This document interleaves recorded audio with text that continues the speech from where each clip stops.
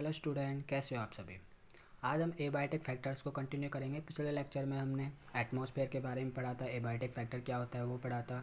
Abiotic factor that is जो क्या कर रहा है, हम लिविंग ऑर्गेनिज्म को अफेक्ट कर रहा है, कैसे उसको, उसके बिहेवियर को, उसकी मॉर्फोलॉजी को, उसकी फिजियोलॉजी को, कैसे उसके स्ट्रक्चर को, कैसे उस लिविंग ऑर्गेनिज्म को सक्सेस दिलाता है, कैसे लिविंग ऑर्गेनिज्म सर्वाइव कर पाता है, कैसे वो इंटरेक्ट है एक दूसरे से। ये हमने एबायोटिक फैक्टर्स के बारे में पढ़ा था और हमने साथ साथ में एटमॉस्फेयर के बारे में भी पढ़ा था कि कैसे एटमॉस्फेयर का इम्पोर्टेंट रोल होता है लिविंग ऑर्गेनिज्म की लाइफ में। कैसे वो ग्रीन हाउस गैसेज जो हैं, लैंड अर्थ जो है, अर्थ के टेम्परेचर को, एवरेज टेम्परेचर जो कि 15 डिग्री सेल्सियस होता है, उसको अफेक्ट कर रहा है। 15 डिग्री सेल्सियस क्यों है अर्थ का, और प्लेनेट का टेम्परेचर हाई क्यों है, तो वो भी हमने डिस्कस कर लिया था। आज हम एक बहुत ज़्यादा इम्पोर्टेंट फैक्टर जो कि क्या है, temperature, abiotic factor that is temperature, बहुत ज़्यादा इम्पोर्टेंट रोल प्ले करता है लिविंग ऑर्गेनिज्म की लाइफ में। कैसे, जैसे कि देखो हमारे बॉडी के अंदर क्या है, एंजाइमेटिक एक्टिविटीज़ होती रहती है, मेटाबॉलिक रिएक्शंस चलती रहती है, हज़ारों रिएक्शंस हमारी बॉडी के अंदर होती है। तो उन रिएक्शंस को कौन चलाता है, एंजाइम्स, एंजाइम चलाते हैं। एंजाइम किसके ऊपर डिपेंड करता है, एंजाइम डिपेंड करता है पीएच के ऊपर, टेम्परेचर के ऊपर।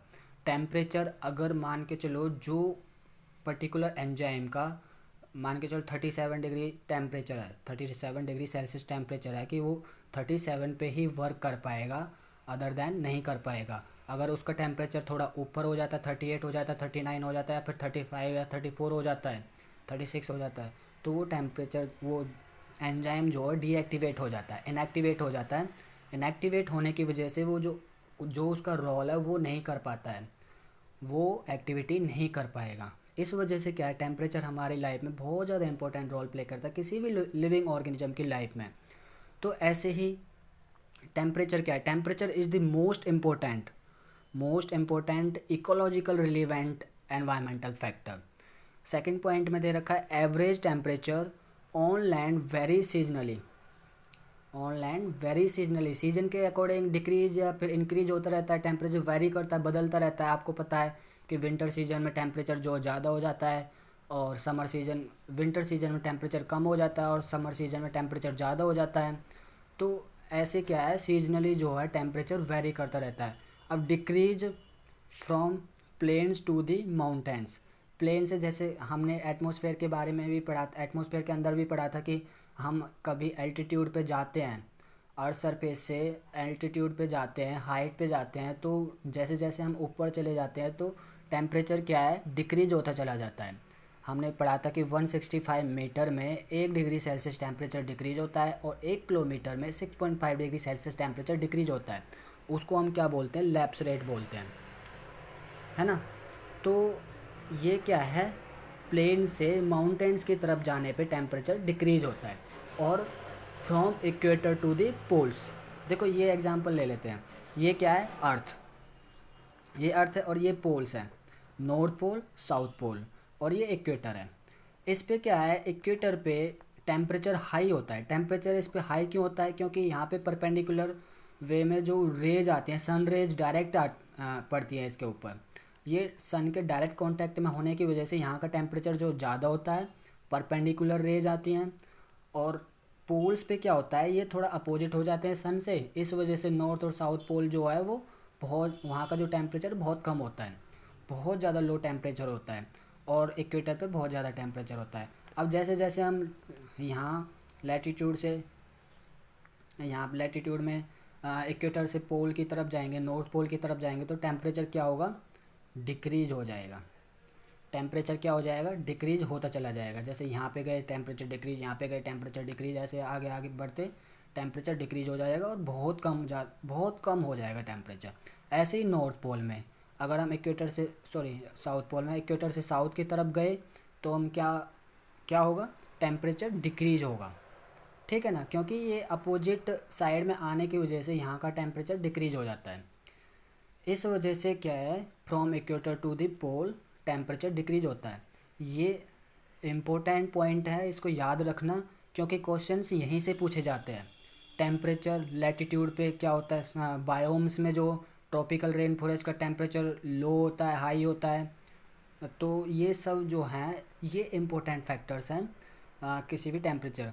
अगर कोई टॉपिक से कोई क्वेश्चन आता है नीट में तो वो उसकी प्रॉपर्टीज़ से आएगा कि उसकी प्रॉपर्टीज़ क्या है। प्रॉपर्टीज़ आपको क्वेश्चंस में मेंशन कर दी जाएगी और 4 ऑप्शन दे दी जाएंगे और आपसे बोलेंगे कि इन इस ये प्रॉपर्टीज़ इनमें से किससे मैच होती है, किसकी प्रॉपर्टीज़ है। या फिर कोई भी डेफिनेशन दे दी जाएगी या फिर कोई क्वेश्चन दे दिए, कोई पर्टिकुलर टॉपिक का नाम दे दी जाएगा और आपसे डेफिनेशन पूछ लेगा, नीचे ब्लैंक्स भी पूछ लेगा, ठीक है, फिल इन द ब्लैंक। तो इस तरीके से ही प्रॉपर्टी से ही क्वेश्चन पूछे जाते हैं हमेशा। अगर आपको प्रॉपर्टी समझ में आ जाती है तो आप विद इन फ्यू सेकेंड्स जो क्वेश्चन सॉल्व कर पाओगे बायो का नीट टेस्ट में, ठीक है ना। तो इस वजह से क्या है, टेम्परेचर डिक्रीज होता चला जाता है। थर्ड पॉइंट में क्या मेंशन है, इट रेंजेस फ्रॉम सब zero level in polar areas में सब जीरो टेम्परेचर होता है, 0 डिग्री सेल्सियस लेवल तक टेम्परेचर चला जाता है। और जैसे जैसे हम हाई एल्टीट्यूड पे जाएंगे वैसे वैसे क्या है, टेम्परेचर डिक्रीज होता जाएगा। अब क्या है, to greater than 50 degree Celsius in tropical deserts in summer में जो ट्रॉपिकल है, tropical rain forest, tropical region कौन सा है, जो इक्वेटर के पास का जो रीजन होता है, इक्वेटर के 0 से 20 डिग्री एंगल जो होता है नॉर्थ की तरफ और 0 से 20 डिग्री एंगल जो होता है साउथ की तरफ, वो क्या होता है, इक्वेटर होता है, वो ट्रॉपिकल होता है। ट्रॉपिकल डेजर्ट, समर में जो ट्रॉपिकल डेजर्ट का जो टेम्परेचर है वो 50 डिग्री सेल्सियस से भी ऊपर चला जाता है।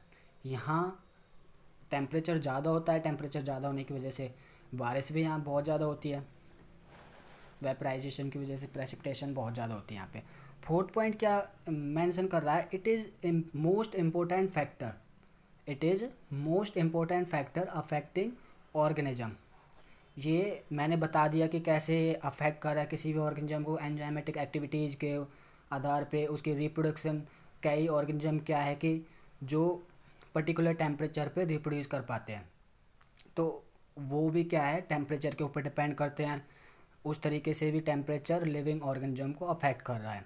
Factor which affect mainly affect the temperature are latitude and altitude. जो लैटिट्यूड पे और एल्टीट्यूड की तरफ जो ऑर्गेनिज्म रहते हैं, ज़्यादातर उन्हीं ऑर्गेनिज्म को वो अफेक्ट करता है। क्योंकि ऊपर जैसे नीचे से हम ऊपर की तरफ जाएंगे तो क्या होगा, टेम्परेचर डिक्रीज होगा। तो ऑर्गेनिज्म अगर कोई ऊपर से नीचे, नीचे से ऊपर जा रहा है तो अफेक्ट होगा कि नहीं होगा, उसके एंजाइमेटिक एक्टिविटीज़ अफेक्ट होंगी, तो उसकी सारी प्रोसेसेस जो हैं, मेटाबॉलिक रेट्स जो हैं अफेक्ट हो जाएंगे। अब हम पढ़ते हैं types of plants and animals on the basis of temperature. Types क्या हैं प्लांट्स और एनिमल के टेम्परेचर के बेस पे, कि कौन हाई टेम्परेचर पे सर्वाइव कर रहा है, कौन लो टेम्परेचर पे, कौन मॉडरेट टेम्परेचर पे। उसके अकॉर्डिंग जो ये टेम्परेचर है, जो प्लांट्स और लिविंग ऑर्गेनिज्म है, वो 4 टाइप्स में डिवाइड किए गए हैं। कौन कौन से, मेगाथर्म्स, मीजोथर्म्स, माइक्रोथर्म्स और हेकेस्टोथर्म्स। ये मेगाथर्म क्या होता है, जैसे नाम से ही पता चल रहा है, mega means large, therms means temperature.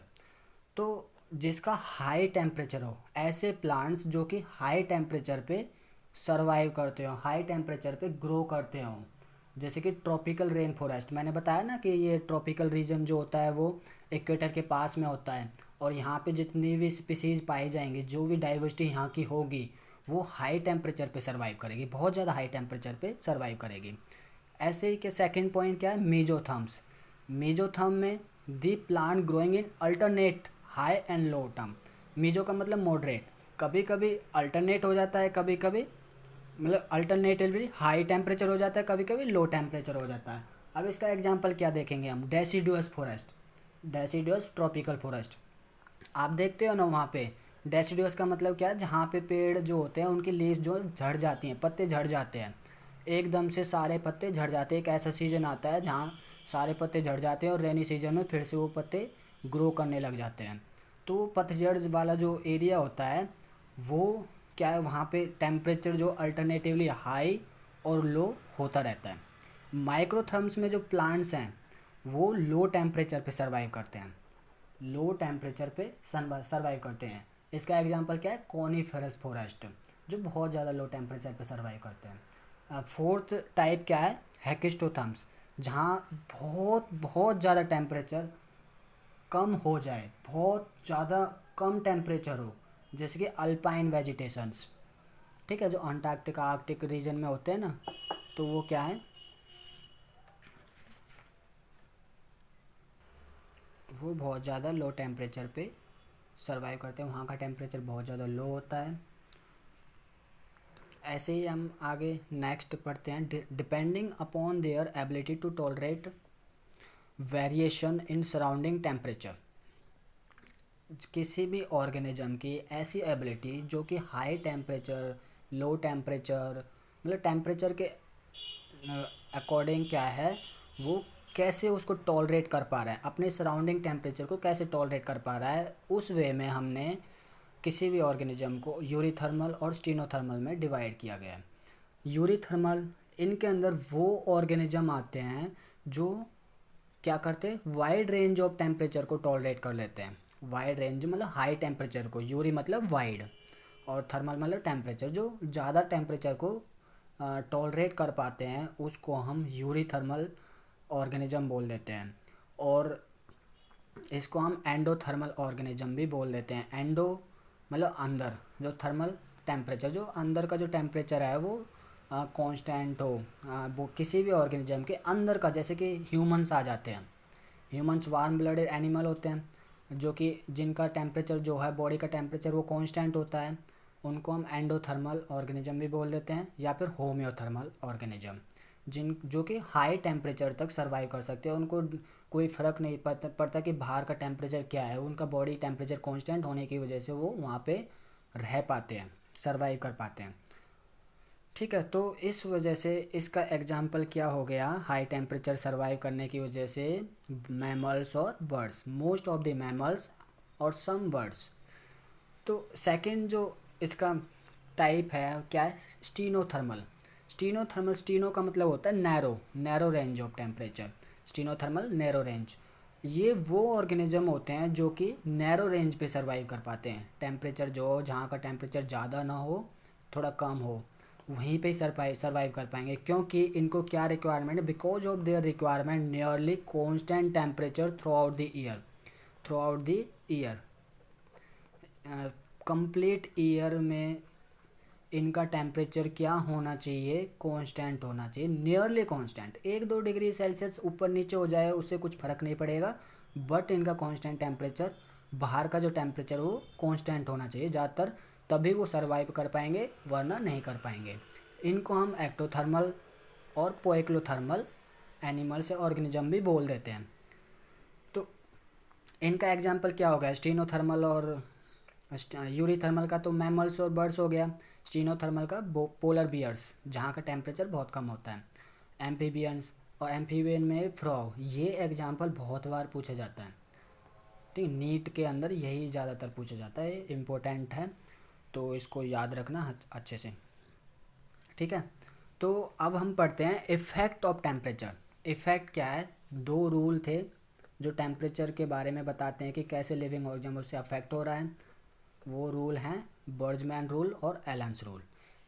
तो हम पढ़ेंगे इसके अंदर, देखो इन दोनों रूल को समझने के लिए आपको 2 चीज़ समझनी होगी, एक तो वार्म एरिया और एक कोल्ड एरिया, वार्म एरिया और एक कोल्ड एरिया, ठीक है। अब वार्म एरिया और कोल्ड एरिया यहाँ मैंने क्यों मेंशन किया है, देखो, अगर कहीं जिस एरिया का जो टेम्परेचर है, मान चल जहाँ वहाँ का जो सीजन है वो वार्म है, वार्मर सीजन है, अब उस एरिया में देखो, इन रूल के अकॉर्डिंग ही चलेंगे हम कि बोल्ट्जमैन ने क्या बताया था, एलन्स ने क्या बताया था। तो पहले हम देख लेते हैं, ये वाली चीज़ समझ में आ गई आपको, तो ये दोनों रूल आराम से समझ में आ जाएंगे। वार्मर एरिया में जो ऑर्गेनिज्म होंगे वो हमेशा कैसे होंगे, स्मॉल होंगे। कोल्डर एरिया में जो ऑर्गेनिज्म होंगे वो कैसे होंगे, लार्ज होंगे। ऑर्गेनिज्म जो होंगे वो वार्मर एरिया में स्मॉल होंगे, लार्ज होंगे कोल्डर एरिया में, ठीक है। अब ये स्मॉल और लार्ज का क्या चक्कर है, देखो, अगर कोई किसी भी ऑर्गेनिज्म का जो बॉडी साइज है, किसी भी ऑर्गेनिज्म का क्या बॉडी साइज अगर छोटा है तो उसका सरफेस एरिया क्या होगा, सरफेस एरिया उसका क्या होगा, हाई होगा। सरफेस एरिया हाई होगा। सरफेस एरिया हाई होने की वजह से जो हीट लॉस है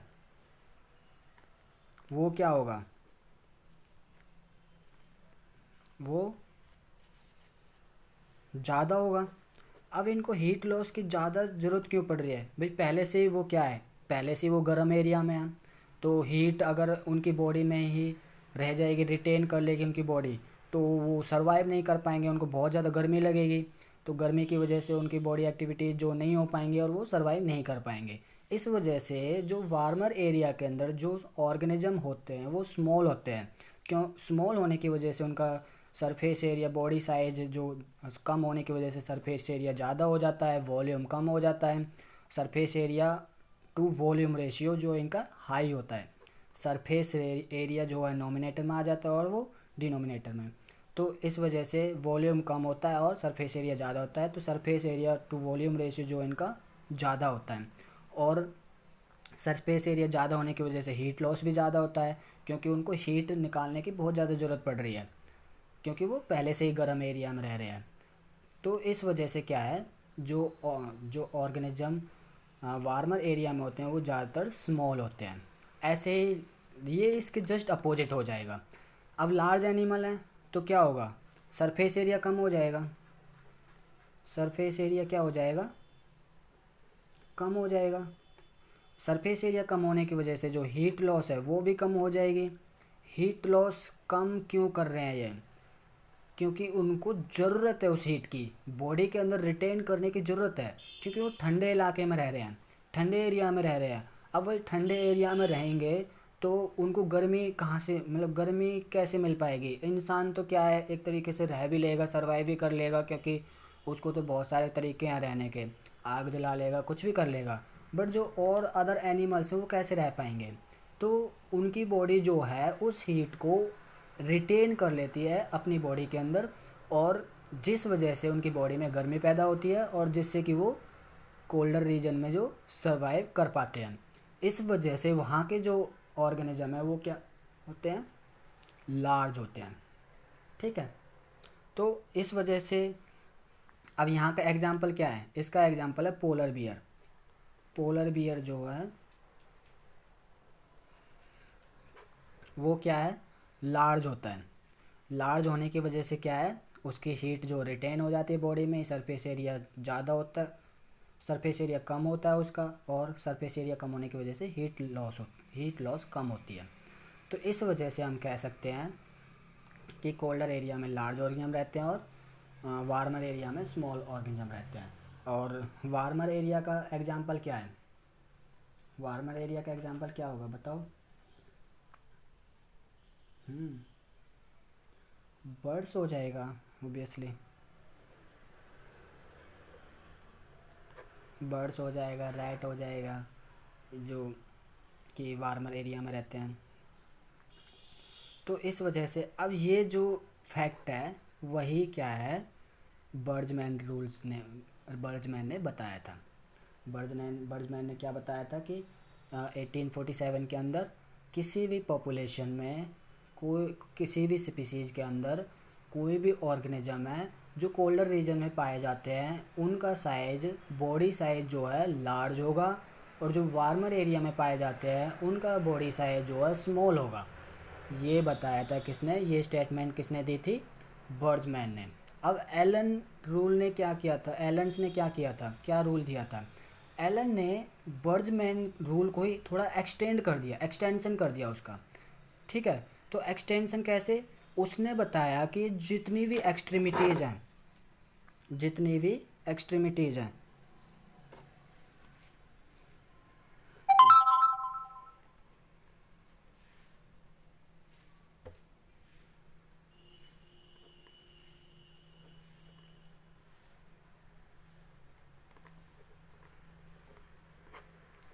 एक्सट्रीमिटीज़ मतलब बॉडी पार्ट्स, कोई भी बॉडी ऑर्गन, कोई भी ईयर,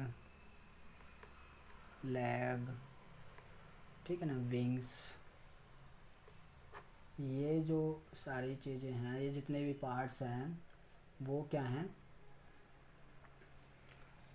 छोटे होने चाहिए अकॉर्डिंग टू एलन्स रूल, छोटे होने चाहिए। ये जितनी भी एक्सट्रीमिटीज़ हैं, बॉडी पार्ट्स हैं किसी भी ऑर्गेनिज्म के, वो क्या हैं, शॉर्ट होने चाहिए, स्मॉलर होने चाहिए। किस रीजन में, कोल्डर रीजन में। याद रखना, कोल्डर रीजन में जितनी भी एक्सट्रीमिटीज़ हैं, पार्ट्स हैं, बॉडी ऑर्गन्स हैं, वो जो आउटर पार्ट्स हैं वो क्या क्या हैं, वो छोटे होने चाहिए, स्मॉल होने चाहिए। ठीक है, स्मॉल होने चाहिए इन कोल्डर एरिया और लार्ज होने चाहिए इन वार्मर एरिया, जिससे कि वो अपनी हीट लॉस या हीट गेन को बचा सके। यहाँ पे हीट लॉस कम होगा, यहाँ पे हीट लॉस ज़्यादा होगा। ये स्टेटमेंट थी एलन रूल की। जितनी भी एक्सट्रीमिटीज़ होती हैं, चाहे वो टेल हो, चाहे वो स्नोट हो, हेयर हो, बर्ड्स या फिर मैमल्स के, उनको हम क्या, वो क्या है, शॉर्ट होने चाहिए कोल्डर एरिया में, लार्ज होनी चाहिए वार्मर एरिया में। ये स्टेटमेंट थी एलन रूल की। यहाँ से क्वेश्चन पुटअप होते हैं, तो याद रखना एलन रूल और बर्जमैन रूल में बिल्कुल भी कंफ्यूज मत होना। देखो, बर्जमैन बी से स्टार्ट होता है, बी से बॉडी साइज, ठीक है। एलन जो है वो एक्सट्रीमिटीज़, ए ई के जो है याद रख लेना, एक्सट्रीमिटीज बच जाता है। जो एक्सट्रीमिटीज जितनी भी होती है, बॉडी पार्ट जो होते हैं वो क्या होने चाहिए, शॉर्ट होने चाहिए कोल्डर में और लार्ज होने चाहिए वार्मर एरिया में। ये आज का लेक्चर यहीं पे कंप्लीट होता है। आज हमने टेम्परेचर के बारे में, टेम्परेचर कैसे इम्पोर्टेंट रोल प्ले कर रहा है किसी भी लिविंग ऑर्गेनिज्म में, क्या इफेक्ट डाल रहा है, बर्जमैन रूल, एलन रूल हमने पढ़ लिया। यूरीथर्मल ऑर्गेनिज्म क्या होते हैं, स्टीनोथर्मल ऑर्गेनिज्म क्या होते हैं। देखो, यूरीथर्मल और स्टीनोथर्मल ऑर्गेनिज्म जो हैं उनके एग्जाम्पल ज़रूर याद रख लेना, क्योंकि एग्जाम्पल बहुत बार पूछे जाते हैं। और एक चीज़ और याद रखना कि ये जो स्टेटमेंट मैंने बताई थी बर्जमैन और एलन रूल की, क्योंकि 2011 में जो नीट का AIPMT का प्री मेन जो टेस्ट हुआ था, उसमें क्या है, ये स्टेटमेंट पूछी गई थी, किसी एक क्वेश्चन में पुटअप की थी कि बर्जमैन जो है, पोलर बियर जो है, इसका एग्जांपल कोल्डर रीजन का एग्जांपल पोलर बियर था ना, पोलर बियर जो है वो वार्मर एरिया में उसका बॉडी साइज़ कैसा होता है और कोल्डर एरिया में उसका बॉडी साइज़ कैसा होता है। बियर पूछा गया था उसमें, खाली बियर का जो कोल्डर एरिया में बॉडी साइज़ क्या है और वार्मर एरिया में बॉडी साइज़ क्या है। अब कोल्डर एरिया में तो बॉडी साइज़ लार्ज होगा और वार्मर एरिया में बॉडी साइज़ बियर का स्मॉल होगा, ठीक है। ये ठंडे इलाके में रहता है, इस वजह से इसको हम पोलर बियर भी बोल देते हैं। Okay, thank you.